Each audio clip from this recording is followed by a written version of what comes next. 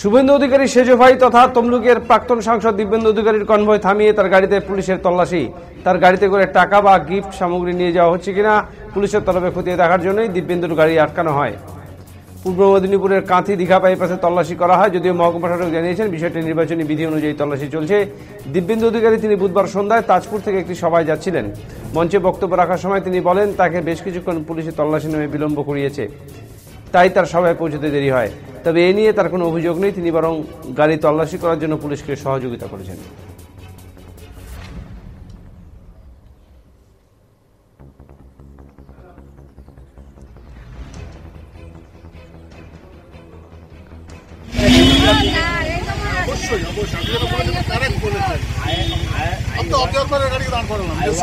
I want to cover